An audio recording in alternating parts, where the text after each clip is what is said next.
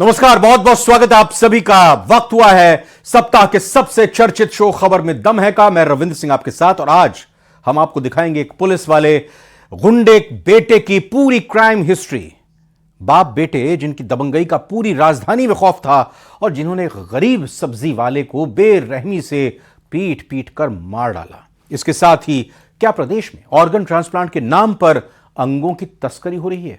क्योंकि हरियाणा के गुरुग्राम में, जयपुर में और जयपुर से विदेशों तक फैले सबसे बड़े फर्जीवाड़े में एक और बड़ा खुलासा होने वाला है, वो भी आपको बताएंगे। साथ ही दिखाएंगे फर्जी थानेदारों की पूरी बारात के हर एक किरदार के बारे में जिन्होंने राजस्थान को बदनाम कर दिया। तो बने रहिए हमारे साथ और शुरू करते हैं खबर में दम है।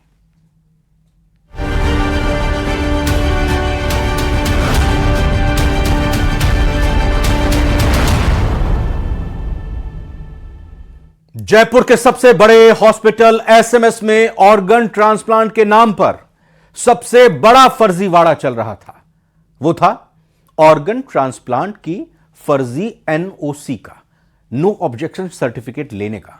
यह खेल कितना बड़ा है इसका अंदाजा लगाना तो शायद अभी नामुमकिन है, लेकिन इसने पूरे एसएमएस प्रशासन को हिलाकर रख दिया है, क्योंकि यहां ऑर्गन ट्रांसप्लांट की इंटरनेशनल साजिश रची जा रही थी।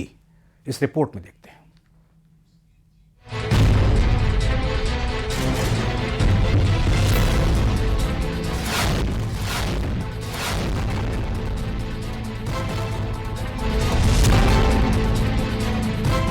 ऑर्गन ट्रांसप्लांट का कितना बड़ा जाल। विदेशी मरीज का जयपुर में ट्रांसप्लांट, हॉस्पिटल में ट्रांसप्लांट, होटल में डेकेयर। केवल ट्रांसप्लांट या अंगों की तस्करी। जी हां, एक ऐसा फर्जीवाड़ा जिसको सुनकर अधिकारी ही चौंक गए। पूरे अस्पताल के कर्मचारियों में हड़कंप मच गया। जयपुर के सबसे बड़े हॉस्पिटल में यह काम तो हैरान करने वाला था। हॉस्पिटल के कर्मचारी ही काफी दिनों से मोटी रकम लेकर सबसे बड़ा फर्जी सर्टिफिकेट तैयार कर रहे थे, और यह था ऑर्गन ट्रांसप्लांट की एनओसी का। जयपुर से इंटरनेशनल साजिश एक्सपोज। 17 से ज्यादा फाइलें तो कितने ट्रांसप्लांट। जांच में सामने आया कि एक विदेशी मरीज के ट्रांसप्लांट के लिए फर्जी एनओसी जारी करने की एवज में लेन देन हो रही थी। आरोपी के पास से एनओसी जारी करने की करीब 18 फाइलें मिली हैं। इनमें भी ज्यादातर विदेशी मरीजों से जुड़ी फाइलें हैं। एसीबी ने मौके से 70,000 रुपए और 3 फर्जी एनओसी लेटर भी जब्त किए हैं। प्रदेश में ऑर्गन ट्रांसप्लांट के अवैध कारोबार का यह अब तक का सबसे बड़ा खुलासा हुआ है। एसीबी ने ऑर्गन ट्रांसप्लांट के लिए फर्जी एनओसी सर्टिफिकेट जारी करने के एवज में रिश्वत लेने के मामले में एसएमएस हॉस्पिटल के सहायक प्रशासनिक अधिकारी गौरव सिंह को गिरफ्तार किया, जिसके बाद ईएचसीसी हॉस्पिटल में ऑर्गन ट्रांसप्लांट का कोऑर्डिनेटर अनिल जोशी को गिरफ्तार किया गया।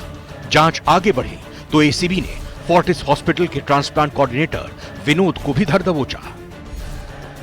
ये पूरा मामला एक विदेशी मरीज के ट्रांसप्लांट से जुड़ा हुआ है। बताया जा रहा है कि एसएमएस के कार्मिक गौरव के पास एनओसी के लिए करीब 16 फाइलें मिली है, जिसमें भी ज्यादातर फाइलें विदेशी मरीजों से जुड़ी हुई हैं। एसीबी की कार्रवाई के बाद अतिरिक्त मुख्य सचिव शुभ्रा सिंह ने आला अधिकारी की बैठक बुलाई और एसएमएस अस्पताल के सहायक प्रशासनिक अधिकारी गौरव सिंह को निलंबित कर दिया। होली के आसपास ये हमारे ध्यान में आया कि इसमें कुछ अवैध कार्य भी हो सकता है, और फिर विभाग ने एसीबी के साथ समन्वय कर खुद ही स्व संज्ञान लेते हुए इसके बारे में एक्शन शुरू करने के लिए रिक्वेस्ट किया।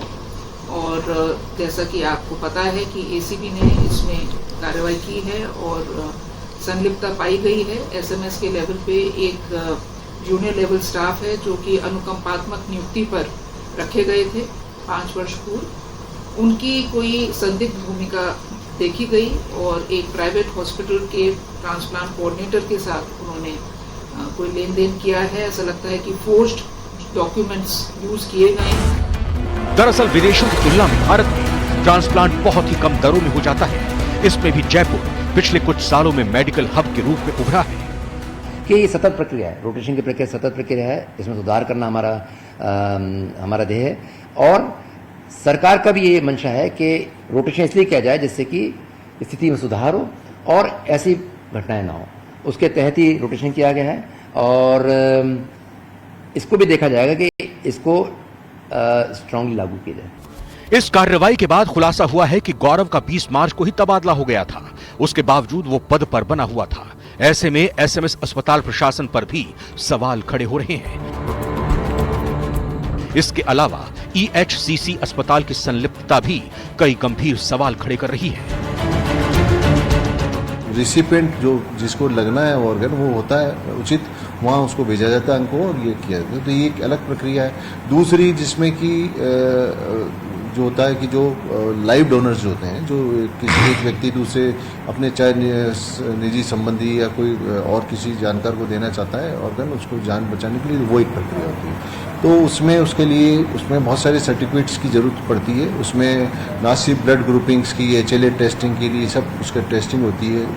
उसमें एक ये होता है कि स्टेट लेवल पे जो कमेटी के द्वारा उसमें NOC भी जारी की जाती है। तो ये जो प्रकरण जो जानकारी में आया है वो ये था कि NOC को लेकर के इसमें जो फोर्स तरीके से दी जा रही थी उसको लेकर के ACP की कार्रवाई हुई और जो उसमें इन्वॉल्व थे उसको उन्होंने ट्रैप किया।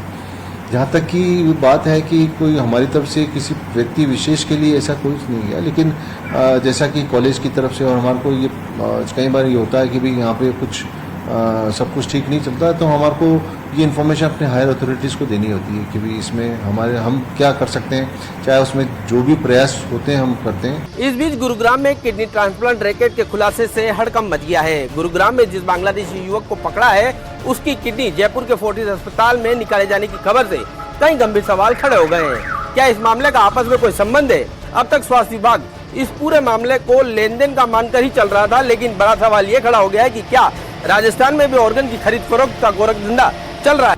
दरअसल हरियाणा के गुरुग्राम में सीएम फ्लाइंग और स्वास्थ्य विभाग की टीम ने किडनी रैकेट की सूचना पर बाबिल पाला होटल में रेड की थी, जहां से पुलिस ने एक युवक को पकड़ा है। बांग्लादेशी युवक शमीम की किडनी निकाली जा चुकी है। पूछताछ में सामने आया है कि शमीम की किडनी जयपुर के फोर्टिस अस्पताल में निकाली गई थी, जिसके बाद उसे गुरुग्राम के होटल में शिफ्ट कर दिया गया। सीएम उड़न दस्ता के अनुरोध पर सीएमओ गुरुग्राम द्वारा एक बोर्ड गठित की गई, जिसका छापा बाइबिल प्लेस सेक्टर 39 के एक गेस्ट हाउस में पड़ा, जिसमें कुछ बांग्लादेशी का ऑपरेशन फोर्टिस जयपुर में बगैर नियम के पालन करते हुए किया जाता था और पैसे की लेन देन की होती थी। उसकी जांच के लिए यहाँ कार्रवाई की गई। बाबिल हॉस्पिटल सेक्टर 39 में एक रेड की गई संयुक्त स्वास्थ्य विभाग द्वारा और सीएम फ्लाइंग स्क्वाड द्वारा। उनकी जांच में जो आया है उन्होंने दी है, उस पे हम FIR लॉन्च करके तफ्तीश शुरू कर रहे हैं। एसएमएस प्रशासन को बताना ही होगा, कमेटी के सामने उनको बताना होगा कि उन्होंने मीटिंग्स क्यों नहीं की, क्योंकि वास्तव में ये एक चिंता का विषय तो है। तो हम कमेटी की रिपोर्ट का ही वेट कर रहे हैं और उसके बाद देखते हैं। तो शुरुआती, क्योंकि इसमें लापरवाही तो साफ दिख रही है, 1 साल से उन्होंने कोई बैठक नहीं की, तो शुरुआती तौर पर प्रारंभिक स्तर पर आपने कोई कार्रवाई अप्रूवल कमेटी के सदस्यों पर अब तक क्यों नहीं की गई? देखिए, ऐसा है कि ये पहली बात तो कमेटी का हम ये मानते हैं कि उनके स्व संज्ञान पे ही इतने बड़े कांड का जो है पर्दाफाश हुआ। तो इसमें हमें ऐसा लगता है कि कमेटी की कोई गलत मंशा तो नहीं थी। अगर कोई गलत फर्जी NOC के मामले में फोर्टिस अस्पताल के कोऑर्डिनेटर को गिरफ्तार करना और गुरुग्राम में बांग्लादेशी युवक का जयपुर के ही फोर्टिस अस्पताल में किडनी निकालने का खुलासा होने के कारण शक गहराता ही जा रहा है। हालांकि अभी गुरुग्राम में किडनी रैकेट और जयपुर में फर्जी NOC का कोई कनेक्शन नहीं मिला है। न्यूज़ 18 राजस्थान के लिए सौरभ गृहस्थी की रिपोर्ट। जयपुर में पुलिस इंस्पेक्टर के गुंडे और ड्रग एडिक्ट बेटे ने एक सब्जी का ठेला लगाने वाले युवक की बैट से पीट कर हत्या कर दी। गुंडे बेटे ने युवक के सिर पर ताबड़तोड़ इतनी बार वार किया कि उसकी मौके पर ही जान चली गई। और इन सब में उसकी मदद की उसके पिता पुलिस इंस्पेक्टर प्रशांत शर्मा ने।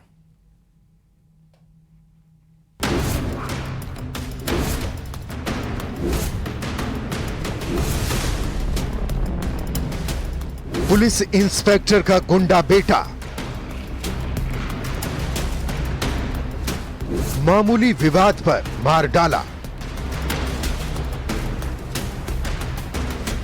30 सेकंड में ताबड़तोड़ 4 वार।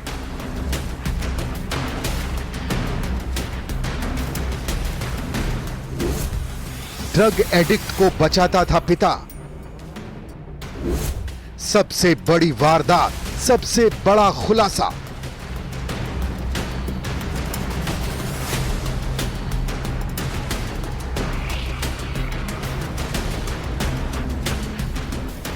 पहले इन तस्वीरों को देखिए।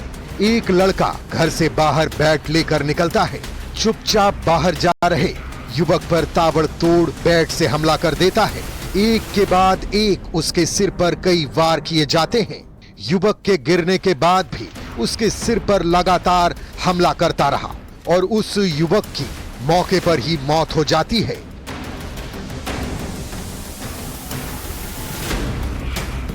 ये और कोई नहीं, जयपुर में पुलिस में तैनात इंस्पेक्टर प्रशांत शर्मा का गुंडा बेटा क्षितिज शर्मा है, जो खुद को सबसे बड़ा गुंडा समझता है और बाप की वर्दी पर सब पर धौंस जमाता है। सब्जी का ठेला लगाने वाले युवक की हत्या के बाद उसने पिता की ही मदद से लाश को कार में रखा और अस्पताल की मॉर्चरी में जमा कराकर फरार हो गए। मृतक मोहनलाल सिंधी जगदम्बा कॉलोनी में रहता था और सब्जी का ठेला लगाता था। बताया जा रहा है कि पुलिस इंस्पेक्टर प्रशांत शर्मा का बेटा क्षितिज शर्मा नशे का आदी था और वो घटना के समय भी नशे में था। हत्या के बाद मृतक की बहन भाई को ढूंढते हुए इंस्पेक्टर के घर पहुंची तो आरोपी के पिता ने परिवार को वहां भी धमकाया और एसएमएस हॉस्पिटल में लाश को ढूंढने तक की बात कह दी। 24 घंटे तक भाई की लाश को बहन ढूंढती रही और फिर उसकी लाश मॉर्चरी में मिली।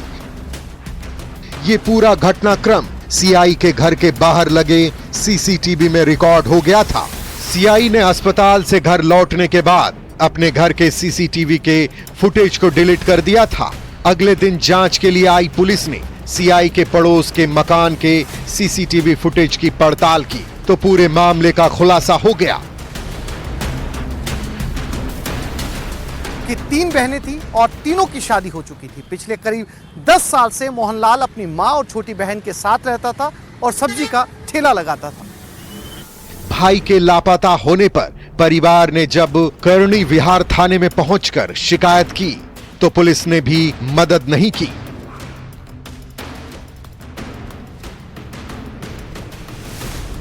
परिवार का आरोप है कि पुलिस ने शव बरामद करने के बाद मामले को दबाने के लिए परिवार को धमकाया।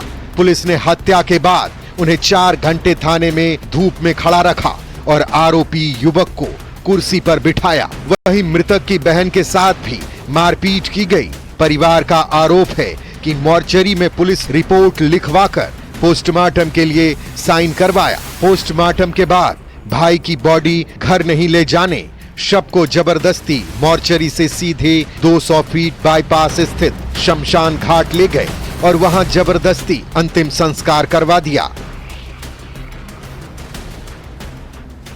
लोगों का दावा है कि इंस्पेक्टर प्रशांत शर्मा का बेटा क्षितिज ड्रग एडिक्ट है। पिछले करीब 1 महीने में वो 8 लोगों से मारपीट कर चुका है। इतना ही नहीं, उसने कुछ दिन पहले एक लड़की से भी छेड़छाड़ की थी, लेकिन इंस्पेक्टर पिता के रुआब के कारण एफआईआर दर्ज नहीं हो सकी थी। वर्दी की धौंस दिखाने वाला पिता भी खुद को डीआईजी बताता था और रेस्टोरेंट में तोड़फोड़ करने से भी नहीं चूकता था। सीआई प्रशांत शर्मा ने 29 मार्च को वैशाली नगर में गणेश मार्ग स्थित रेस्टोरेंट में शराब पीकर तोड़फोड़ की थी और खुद को डीआईजी बताया था। इस मामले में इंस्पेक्टर के खिलाफ रेस्टोरेंट मालिक ने परिवारवाद दिया है। फिलहाल अभी हत्या के मामले में इंस्पेक्टर के बेटे क्षितिज शर्मा को पुलिस ने अरेस्ट कर रिमांड पर लिया है। वहीं इंस्पेक्टर प्रशांत शर्मा को सस्पेंड कर दिया गया है। Bureau report, news 18 Rajasthan. Rajasthan में एसआई भर्ती परीक्षा का पेपर लीक मामले में एसओजी की जांच का दायरा बढ़ता जा रहा है। पहले 14 ट्रेनी एसआई, फिर 11, करीब कुल मिलाकर 25 ट्रेनी थानेदारों को एसओजी गिरफ्तार कर चुकी है। सिर्फ इतना ही नहीं, एक पुलिस कांस्टेबल भी एसओजी की गिरफ्त में है और ये जो खुलासे हो रहे हैं वो काफी चौंकाने वाले हैं। आइए इस रिपोर्ट में देखते हैं। को एसओजी ने राजस्थान पुलिस एकेडमी से 15 ट्रेनी सब इंस्पेक्टर्स को हिरासत में लिया था, जिनमें 2 महिलाएं भी शामिल थीं। टीम ने 3 घंटे तक आरोपियों से पूछताछ की। उसके बाद 11 ट्रेनी सब इंस्पेक्टर्स और एक पुलिस कांस्टेबल को गिरफ्तार कर लिया है। फिजिकल टीचर भर्ती, इंग्लिश टीचर भर्ती, कौन सी भर्ती नहीं है जिसकी शिकायत नहीं हो? शानदार भर्ती तो उसमें से एक भर्ती है, बाकी हर तरह की भर्तियों की शिकायत आ रही है। अभी जो 15 साल पहले भर्ती हो गई उनकी भी शिकायत आ रही है। एसओजी ने इससे पहले 14 ट्रेनी सब इंस्पेक्टर्स को गिरफ्तार किया था। गिरफ्तार ट्रेनी इंस्पेक्टरों से पूछताछ में कई अहम सबूत मिले। माना जा रहा है कि इसी के आधार पर एसओजी ने एक कार्रवाई की। वैसे तो एसओजी कोई एक भर्ती परीक्षा की जांच नहीं कर रही, कई परीक्षाएं जांच के दायरे में हैं। अब जो कार्रवाई हुई है वो 2021 में हुई भर्ती परीक्षा को लेकर की गई। एसओजी ने जब किसी भर्ती परीक्षा को लेकर कार्रवाई की, तब तक किसी दूसरी परीक्षा का भी कोई न कोई नया किरदार सामने आ जाता है। पुलिस आरोपियों के इस मकड़जाल को तोड़ने में लगी हुई है, जिसके चलते अब तक कई गिरफ्तारियां हो चुकी हैं। एसओजी ने एसआई भर्ती परीक्षा 2021 में पास हुए सभी ट्रेनी एसआई की एक डमी परीक्षा ली थी। ट्रेनी एसआई को वही पेपर हल करने के लिए दिया गया जो साल 2021 की परीक्षा में आया था। इस दौरान 17 ट्रेनी एसआई 20% भी पेपर हल न कर सके, तो उन्होंने एसओजी पर ही मारपीट का आरोप लगा दिया। जज साहब, हमारे साथ मारपीट की गई। ये शब्द गिरफ्त में आए 11 ट्रेनी सब इंस्पेक्टर्स के ही हैं। मजिस्ट्रेट कोर्ट में एसओजी और बचाव पक्ष के बीच जमकर बहस हुई, लेकिन बचाव पक्ष का कोई भी तर्क काम न आया। कोर्ट ने सभी 12 आरोपियों को सोमवार तक के लिए रिमांड पर भेज दिया। हालांकि एडिशनल एसपी महावीर सिंह मीणा ने पूछताछ और सबूत जुटाने के लिए 12 दिन का रिमांड मांगा था। फॉल्स सिग्नेचर वगैरह का, तो आप डिमांड एक स्पेसिफिक मांगी है, तो उस चीज को मजिस्ट्रेट साहब ने संज्ञान में लेते हुए सिर्फ 4 दिन की रिमांड दी है, 12 दिन की मांगने के एवज में।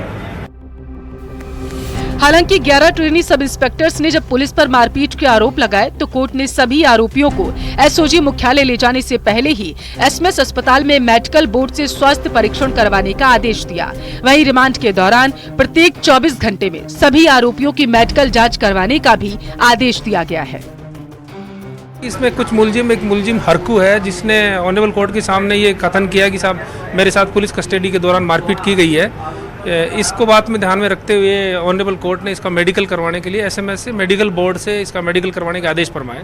फिलहाल एसओजी एसआई भर्ती परीक्षा पेपर लीक मामले को परत दर परत खोल रही है। इसमें किसी हिस्ट्री शीटर ने अपनी बेटी के लिए पेपर खरीदा था, तो किसी ने लाखों की डील करके पेपर हासिल किया था। जांच में अभी और नए चौंकाने वाले खुलासे होना जारी है।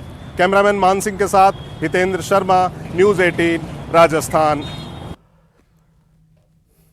ब्लैकमेलिंग और बलात्कार ने 2 महिलाओं की जान ले ली और इस खौफनाक घटना ने लोगों को भी हिला कर रख दिया। श्री गंगानगर में कैसे 2 महिलाओं का लंबे समय तक देह शोषण होता रहा और क्यों अब लोगों के सब्र का बांध टूट गया है, इस रिपोर्ट में देखकर समझते हैं।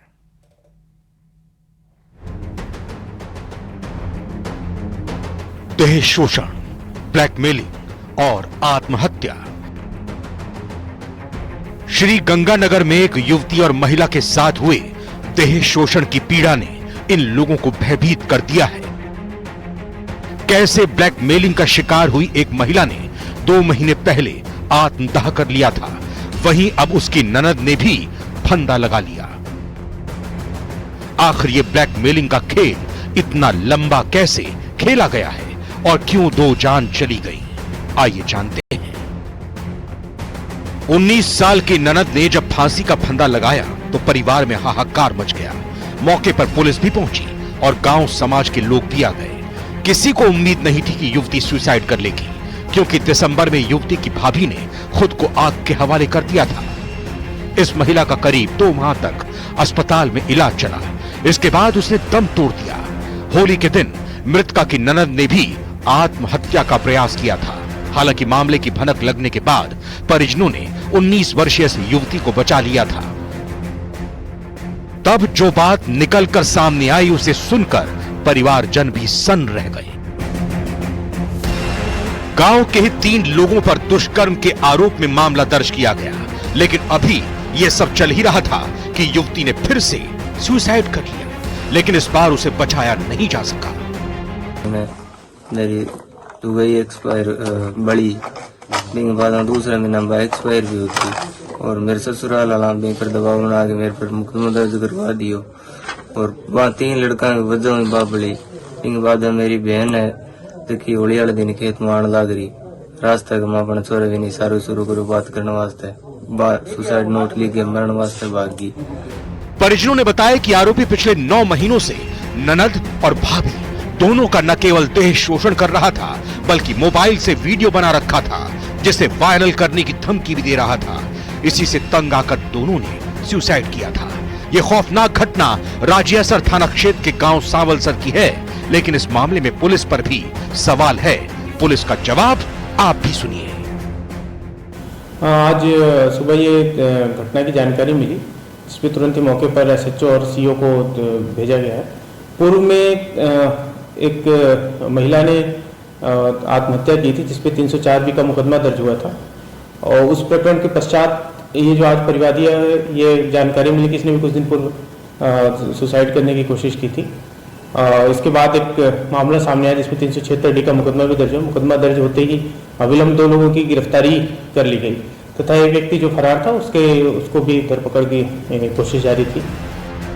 पुलिस का कहना है कि 3 में से 2 आरोपियों को पकड़ लिया गया है, एक फरार है जिसकी तलाश की जा रही है। लेकिन क्या इतने भर से परिजन संतुष्ट हो जाएंगे? क्योंकि एक ही परिवार से महिलाओं ने मानसिक रूप से परेशान होकर अपना जीवन खत्म कर लिया। फिलहाल गांव सांवलसर में शव फंदे पर लटका हुआ है, तो वहीं पुलिस और प्रशासन परिजनों के साथ साथ स्थानीय ग्रामीणों से समझाइश में जुटे हुए हैं और परिजन है कि अपनी मांग यानी कि तीसरे आरोपी की गिरफ्तारी और दोषी पुलिस कर्मियों के खिलाफ कड़ी कानूनी कार्रवाई की मांग कर रहे हैं। फिलहाल परिजनों और प्रशासन के बीच में गतिरोध बना हुआ है। हालांकि इस पूरे प्रकरण में पुलिस के द्वारा 2 आरोपियों को गिरफ्तार किया जा चुका है, लेकिन परिजनों का आरोप है कि दोषी पुलिसकर्मियों की लापरवाही और आपराधिक तत्वों से मिलीभगत के चलते तीसरे आरोपी आज भी कानूनी की गिरफ्त से बहुत दूर है। ऐसे में अब देखना यह होगा कब यह गतिरोध सुलझता है और 19 वर्षीय युवती का शव फंदे से नीचे उतरता है। अशोक शर्मा, न्यूज़ 18, श्री गंगानगर। टोंक से एक बड़ी खबर आ रही है, उसका रुख करते हैं। मंत्री मदन दिलावर का डोटासरा पर पलटवार सामने आया है। गिरेबा में हाथ डालने वाले बयान पर मदन दिलावर ने पलटवार किया है। उन्होंने कहा है कि चोर डकैत तो कीचड़ ही फेंकते हैं। ऐसे ही केजरीवाल कहते थे, आज जेल में बैठे हैं गहलोत और डोटासरा केजरीवाल से वहीं मिलेंगे, तीनों एक साथ जेल में चक्की पीसेंगे। ये बात मदन दिलावर ने कही है। अभी तो पेपर लीक कांड में डायरेक्ट जो इन्वॉल्व है उनको पकड़ा जा रहा है। अब जो इनके सिर मोहर सरगना है और जिसने राजीव स्टडी सर्कल के माध्यम से जो पेपर्स को जहां रखा था उसकी रखवाली राजीव गांधी स्टडी सर्कल वालों को दी थी, वो कांग्रेस के कार्यकर्ता थे और उन्होंने चाबी लेकर के स्ट्रांग रूम का ताला खोल करके पेपर्स को बेचा है। ये गोविंद सिंह जी डोटासरा और तत्कालीन मुख्यमंत्री अशोक जी गहलोत की सह पर किया था और इन्होंने करोड़ रुपए कमाया है। खबर में दम है में आज फिलहाल इतने ही। आप बने रहिए न्यूज़ 18 राजस्थान के साथ।